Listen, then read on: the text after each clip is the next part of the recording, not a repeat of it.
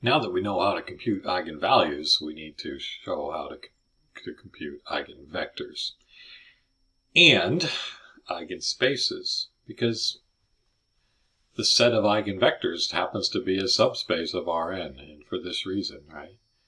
We can find eigenvalues. We need to find all the x's now that satisfy this system, a minus lambda I times x equals 0. We're looking for the x's. This is the solution space of a homogeneous system. And I say solution space because we've seen long ago that the solutions of a homogeneous set of linear equations is a subspace of Rn. So the set of eigenvalues is a subspace of Rn, which we call an eigenspace. Now I should point out that there's several concepts here that are all working together. We're looking for the eigenspace of matrix A, which happens to be the null space of the matrix A minus lambda I. Right? And so we know that the null space of A minus lambda I is a subspace. So the eigenspace of A is the same subspace. You can also think of this as the kernel of the transformation, which is multiplying by the matrix A minus lambda I. Right? There's three different ways of thinking of it: matrix, system, and transformation. Okay. So this is not new information. Let's see how it works. So I got this matrix A, and this is the same one I used in the first example of the last video. So the characteristic equation looked like this, and I solved it in the last video to find that the two eigenvalues are 7 and minus 2. So let's look at each of those eigenvalues separately and find the eigenspace for them. Okay, so let's start with lambda equals 7. So the so the system that I'm trying to solve now is a minus 7i times x equals the 0 vector, right? Because that would be equivalent to ax equals 7x. So I'm looking for the x's. Well, how do I do that? Well, I make an augmented matrix. Here's the coefficients. So the coefficients here are a minus 7i, so I'm plugging a 7 in for lambda there.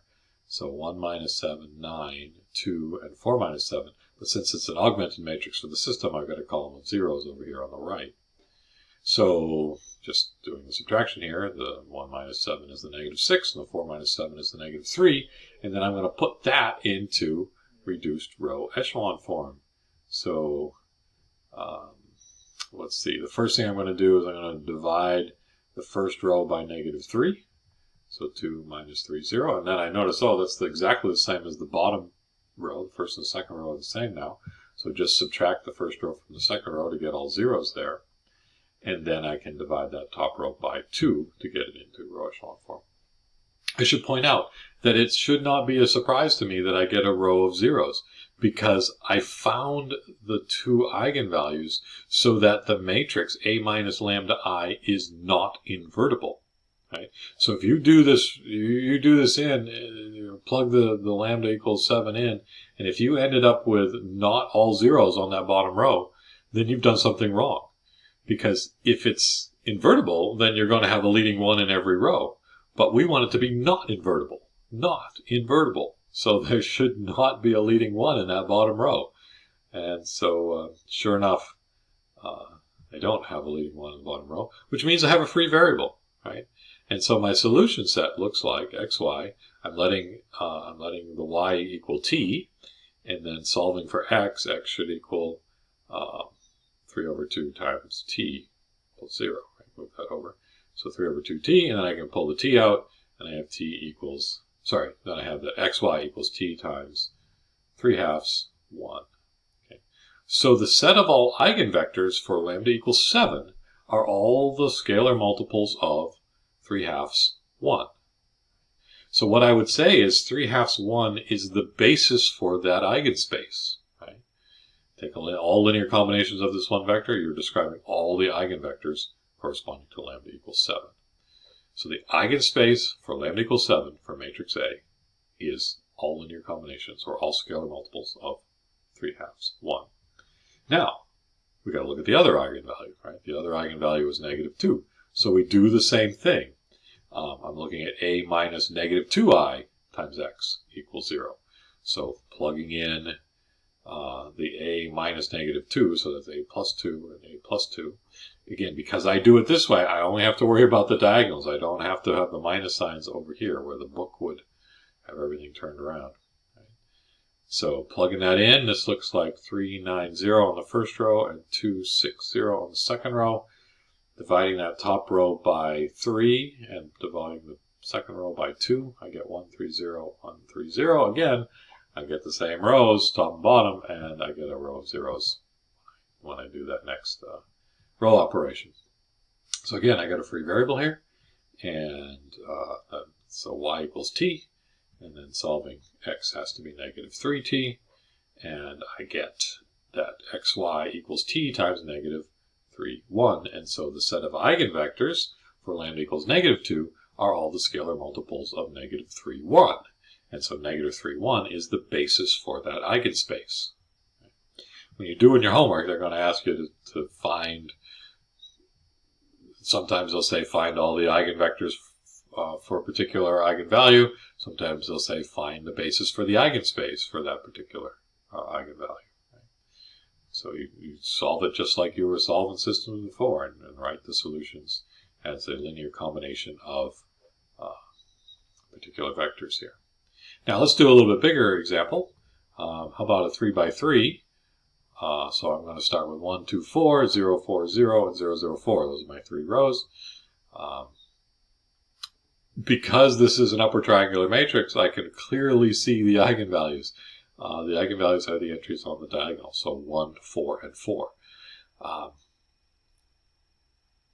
Maybe you just say 1 and 4, but algebraically, the characteristic equation is a cubic polynomial which has 3 solutions, and the 3 solutions are 1, 4, and 4. Because 4 is a solution to that polynomial twice, I would sometimes say that the eigenvalue 4 has algebraic multiplicity 2. That is, the algebra gave it to me twice.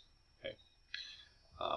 Now solving the systems, I gotta look for, do it with lambda equals 1, and then I'll start again with lambda equals 4. So plugging in lambda equals 1, I'm just subtracting 1 from the diagonal entries there and solving the system. So again, it's augmented matrix. I got that column of zeros. And then, let's see, that's equal to this, just doing the subtractions here. So 0, 2, 4, 0 on the top row, 0, 3, 0 on the second row, and 0, 0, 3, 0 on the bottom row. What am I doing? I'm going to multiply this top row by 1/2. And then I'm going to do 2 things coming down to here. I'm adding -3 times the first row to the second row, and I'm just dividing that third row by 3. Okay. And then I'm going to add 6 times the bottom row to the middle row, and then I'm going to swap those 2 rows, and there's my reduced row echelon form. Oh, I must have also at the same time added, so yeah. So with this one, I added 6 times this row to that one, and I added -2 times this row to this one, okay, to get a 0 right there. And there's my reduced row echelon form. I have a free variable. It's the first variable here.